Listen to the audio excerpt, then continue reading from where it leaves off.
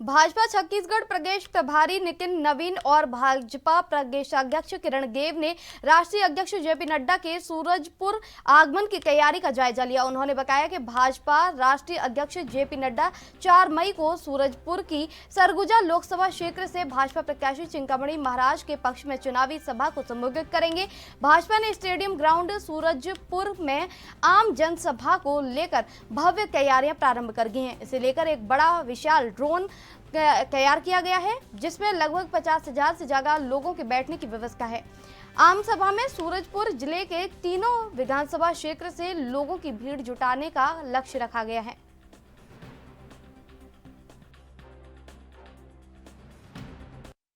तो यही कहूंगा, इसके पहले भी जब यहाँ कांग्रेस के राष्ट्रीय अधिवेशन हुए थे और प्रियंका आई थी, उस समय भी महिलाओं के उत्पीड़न का मामला आया, उन्हीं के अंगरक्षक के द्वारा आया और काफी चीजें आप लोग के ध्यान, जब उनके यहाँ रेड कारपेट स्वागत किया जा रहा था उस समय भी उन्होंने महिलाओं का अपमान किया।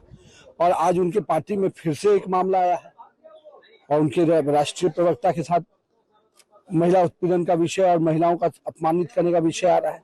तो कहीं ना कहीं दिख रहा है कि जो बेटी बनने का प्रयास करती हैं, जो महिला होने का दम भरती हैं, वो अपने पार्टी की महिलाओं को सुरक्षित नहीं रख सकती, तो छत्तीसगढ़ की माँ बेटी और देश की माँ बेटी को क्या सुरक्षित रखेंगे।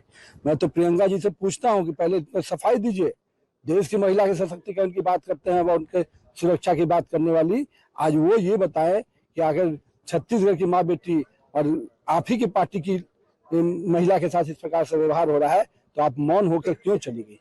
जिन्होंने संविधान को नेशनल हेराल्ड के हवाले कर दिया, जिन्होंने संविधान को चीन के हिसाब से चलाने का प्रयास किया, वो बोलेंगे। हम लोगों ने देश के संविधान को देश की जनता के अनुकूल चलाया है और हम स्पष्ट हैं कि हम तो सनातन परंपराओं को जीवित रखने वाले लोग हैं। इनके राष्ट्रीय अध्यक्ष जी आज माला फेरने की बात कर रहे हैं, शिव बनने की, अवतार बनने की बात कर रहे हैं। उस दिन कहा थे जिस दिन उनके बेटे ने सनातन परंपराओं को चोट किया, भारतीय संस्कृति के देवी देवताओं का अपमान किया, उस दिन क्यों चुप थे ये। और हमको भारत की संस्कृति के लिए आवाज उठाने के लिए हमेशा हम तत्पर रहेंगे और जब भी मौका मिलेगा, जब भी इसकी अपमानित करने का काम करेंगे, हम निश्चित रूप से सुरक्षा कवच के रूप में खड़े रहेंगे।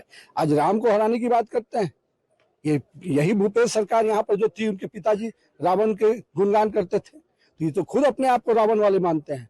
तो धर्म युद्ध में राम हमेशा जीतेगा, रावण हमेशा हारेगा। तो आपको ध्यान में आ ही रहा होगा ना, तेलंगाना में क्या खेल खेला।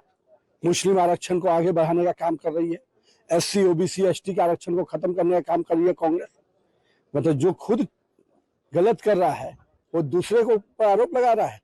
माननीय गृह मंत्री जी के वीडियो को ट्विस्ट करके, कट एंड पेस्ट करके खेल खेलने का काम कोई कर रहा है, तो कांग्रेस अभी झारखंड के प्रदेश अध्यक्ष का देखिए हैंडलर से उन पर आरोप है। पूरी तरह से जब जांच हुआ तो दिल्ली पुलिस ने तब तलब किया है। तो खेल कौन खेल रहा है? संविधान को खत्म करने की, आरक्षण को खत्म करने की खेल कौन खेल रहा है? हम तो लड़ते रहेंगे जब तक SC OBC ST का आरक्षण से कोई भी खिलवाड़ करोगे, हम मुस्लिम आरक्षण को किसी भी हाल में लागू नहीं होने देंगे। ये भाजपा का संकल्प है।